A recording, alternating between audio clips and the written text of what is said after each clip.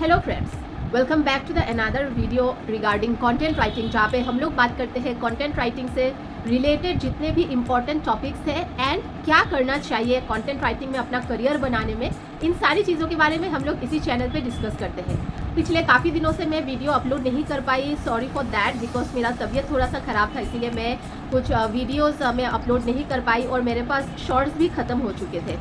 Anyway, तो आज हम लोग बात करेंगे एज ए फ्रेशर आप अपने करियर की सबसे पहली कंटेंट राइटिंग जॉब को कैसे ग्रैब करेंगे। How will you start your content writing career in a nutshell. Well, skip मत कीजिए ये वीडियो, क्योंकि इस वीडियो में मैं काफ़ी कुछ इंपॉर्टेंट चीज़ें बताने जा रही हूँ। अगर आप फ्रेशर हो या फिर करियर चेंज कर रहे हो फ्रॉम सम पर्टिकुलर करियर से कंटेंट राइटिंग में, तो ये वीडियो आपके लिए बहुत ज़्यादा हेल्पफुल होने वाली है। तो सबसे पहले बात करते हैं कंटेंट क्या होता है।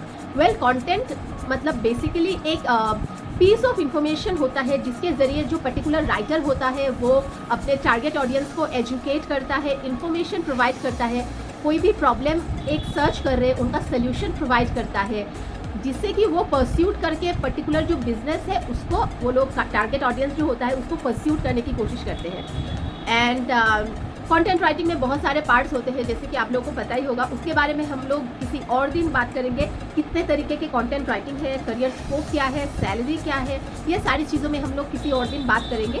बट आज का जो टॉपिक है, चलिए स्टार्ट करते हैं। कंटेंट राइटिंग का सबसे मेजर इंपॉर्टेंट एम यही होता है to solve a particular problem to a particular और specific group of target audience. As a content writer आप अपने टारगेट ऑडियंस के प्रॉब्लम को सॉल्व करोगे। जो भी प्रॉब्लम वो गूगल में सर्च कर रहे हैं उसका सॉल्यूशंस या फिर एक्सप्लेनेशन आप अपने कंटेंट के जरिए प्रोवाइड करोगे, एजुकेट करोगे, इन्फॉर्मेशन दोगे, टिप्स या सजेशंस आप लोग शेयर करोगे। तो अगर आपको लगता है कि आपके पास कंटेंट राइटिंग के स्किल्स है, जो इम्पॉर्टेंट बेसिक स्किल्स होता है वो अगर आपके पास है, then you can start your career in content writing, because जो सॉफ्ट स्किल्स होता है वो ऑन द जॉब आपका ब्रश अप होता ही रहेगा।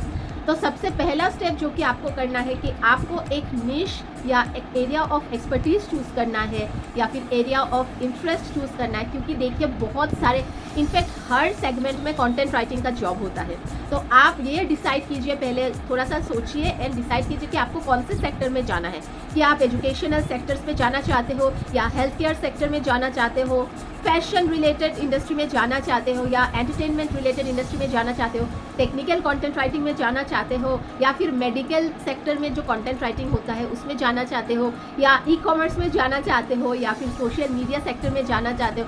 सो you see there are a lot of options regarding content writing niches या एरिया ऑफ इंटरेस्ट। तो आपको सबसे पहले थोड़ा सा बैठ के सोचना है कि मुझे कौन सा एक एरिया है जिसमें मुझे इंटरेस्ट है, जिसके बारे में मैं अगर जब भी रिसर्च करूंगा या करूंगी तब मुझे बोर नहीं लगेगा, मैं काम को अच्छे से प्रोड्यूस कर पाऊंगी। तो ये सारी चीज़ों का ध्यान रखना बहुत ज़्यादा ज़रूरी है। जब आप एरिया ऑफ इंटरेस्ट सिलेक्ट करोगे उसके बाद आपको एक पोर्टफोलियो बनाना पड़ेगा।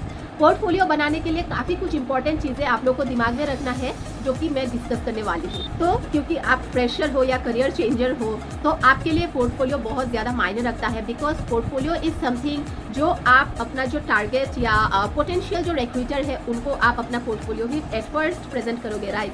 तो पोर्टफोलियो बनाने के लिए सबसे पहले आप लोग थोड़ा सा कोशिश कीजिए, जो प्लेटफॉर्म्स है जैसे कि कोरा या लिंक्डइन, इसमें आप अपना एक डिजिटल प्रेजेंस बनाइए। कोरा एक एक्सीलेंट प्लेटफॉर्म है अगर आप कंटेंट राइटिंग में जाना चाहते हो, क्योंकि वहाँ पे एंड नंबर ऑफ क्वेश्चंस दिया रहता है, लोग पूछते हैं, it's a kind of discussion forum. तो आप वो सारे डिस्कशंस में पार्ट ले सकते हो एंड अगर आपका आंसर सही रहेगा तब आपका जो आंसर है वो कोरा डाइजेस्ट में भी पब्लिश होगा। तो उससे क्या होगा, वो आप अपना जो पोटेंशियल रिक्रूटर है उनको आप दिखा पाओगे कि this is something that I have produced on my original content, ऐसा कुछ। लिंक्डइन भी एक डिस्कशन प्लेटफॉर्म के जैसे है, क्योंकि बहुत सारे ग्रुप्स है लिंक्डइन में, प्रोफेशनल ग्रुप्स है, कंटेंट राइटिंग रिलेटेड ग्रुप्स है, डिजिटल मार्केटिंग रिलेटेड ग्रुप्स है, मार्केटिंग रिलेटेड ग्रुप्स है। इन सारे ग्रुप्स में आप कोशिश कीजिए कॉन्वर्सेशंस जो होता है उसमें पार्ट लेने के लिए। बहुत सारे लोगों का बहुत सारे क्वेरीज रहता है, तो अगर आपको वो पता है तो आप आंसर्स कीजिए।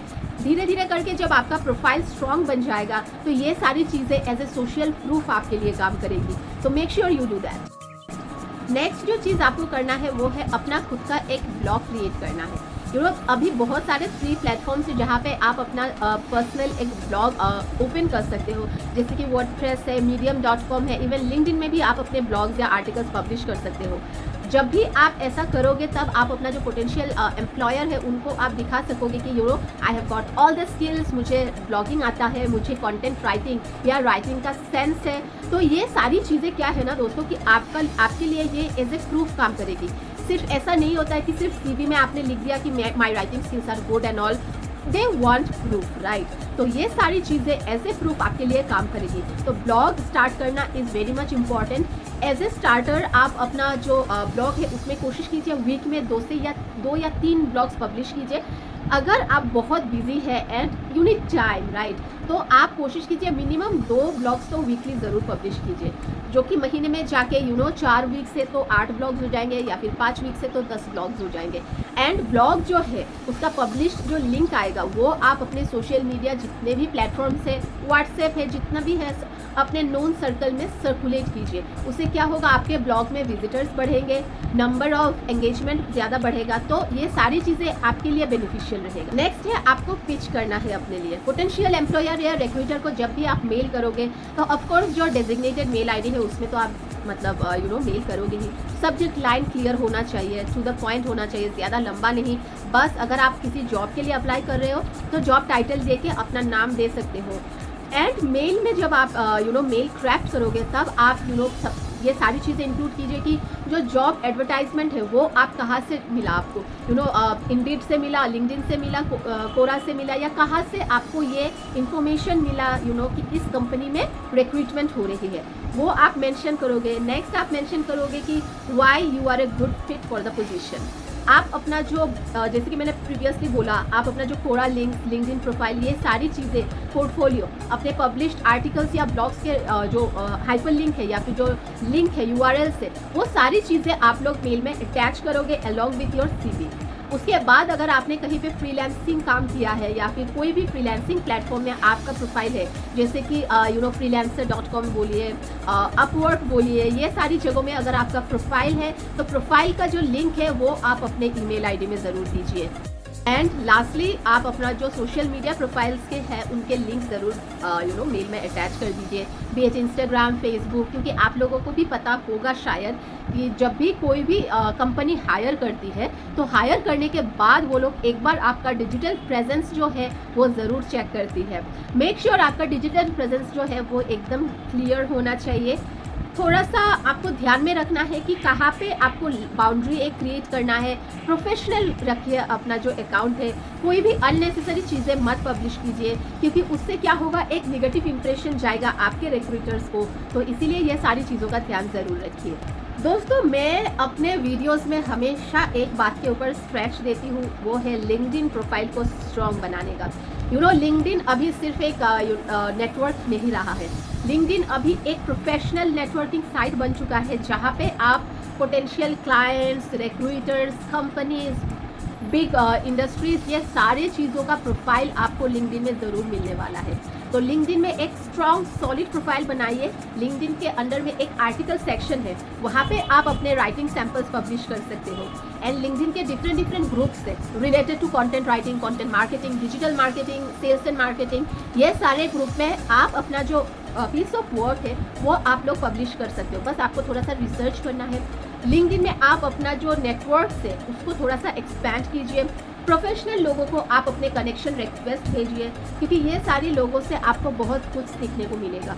रेगुलरली वो लोग अपना लिंक्डइन प्रोफाइल मेंटेन करते हैं, कुछ ना कुछ पोस्ट ज़रूर डालते रहते हैं, जो कि सबके लिए इंपॉर्टेंट होता है। ट्रस्ट मी गाइस, मेरा भी जो लिंक्डइन प्रोफाइल है, मैंने कई सारे लोगों को अपने कनेक्शंस में लिस्ट में डाला हुआ है। एंड मैं हमेशा चेक करती हूँ कि किसने क्या पोस्ट डाला है, एंड मुझे कुछ ना कुछ तो सीखने को रोज़ ज़रूर मिलता है। तो लिंक्डइन का जो प्रोफाइल है वो बिल्कुल आपको ध्यान में रखना है। नेक्स्ट आपको रखना है कि इंस्टाग्राम में सिर्फ रील्स के अलावा अगर आप थोड़ा सा ध्यान दोगे तो आप अपना कंटेंट राइटिंग या कंटेंट मार्केटिंग से रिलेटेड बहुत सारे लोगों का प्रोफाइल देख पाओगे। जो लोग इंफॉर्मेटिव रील्स प्रोवाइड करते हैं, जो लोग कंटेंट राइटिंग, कंटेंट मार्केटिंग से रिलेटेड पोस्ट शेयर करते हैं, जो कि आपके लिए बहुत ज़्यादा हेल्पफुल होगा।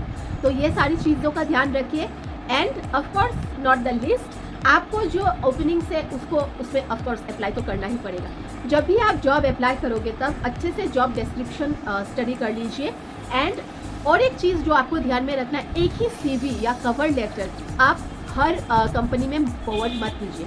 हर एक कंपनी का जॉब डिस्क्रिप्शन अलग होता है। तो बिफोर सेंडिंग योर CV और रेज्यूमे और cover letter to that particular organisation, make sure कि आप जो जॉब डिस्क्रिप्शन है वो अच्छे से पढ़ोगे एंड अकॉर्डिंग टू दैट आप अपना CV या रेज्यूमे या कवर लेटर क्राफ्ट करोगे। ओके, वीडियो का इस पार्ट में मैं क्विकली आप लोगों के साथ शेयर करूंगी कि कौन से स्किल्स है जो आपको ब्रश अप करना है in order to become a successful content writer in 2023। Number 1, आपको जो कंटेंट राइटिंग के मैट्रिक्स है उसके बारे में आपको जानना बहुत ज़्यादा ज़रूरी है। जैसे कि you have to understand the difference between copy writing and content writing, copy writing and blogging. ये सारी चीज़ों का डिस्टिंक्शन आपको पता होना चाहिए।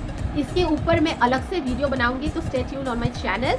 एंड प्रीवियसली भी मैंने कई सारी इन्फॉर्मेटिव चीज़ें शेयर किए हैं जो कि आप लोगों के लिए बहुत ज़्यादा बेनिफिशियल होगा। प्लीज़ जाके थोड़ा सा देखिए। नेक्स्ट, आपको ध्यान में रखना है कि आपका SEO का नॉलेज एकदम सही होना है।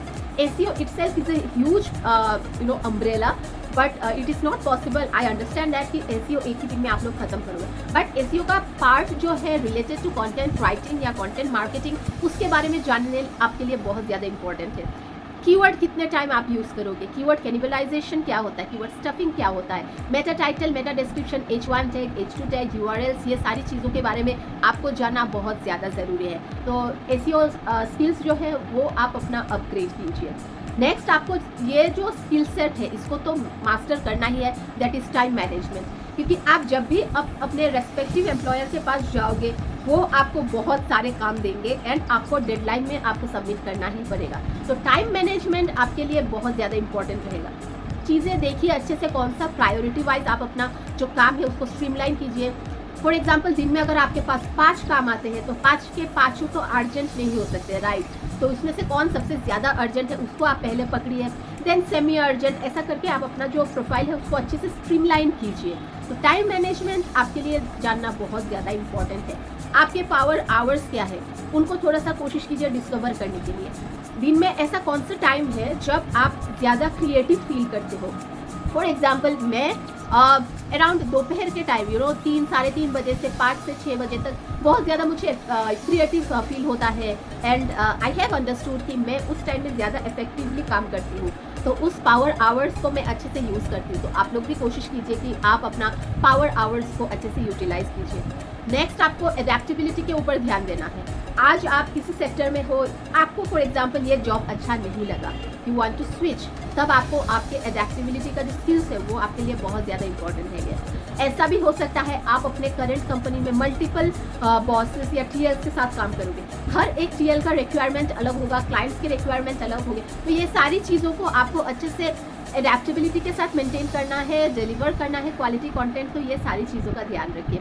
एंड लास्ट में ऑफकोर्स जो ग्रामर एरर्स हैं वो आप कमिट नहीं कर सकते, डुप्लीकेट कंटेंट आप नहीं कर सकते हो। तो ये सारी चीज़ें, बेसिक चीज़ों का ध्यान रखिए एंड आई एम श्योर ये सारी टिप्स से आप अपना जो फर्स्ट कंटेंट राइटिंग जॉब है वो डेफिनेटली लैंड करोगे।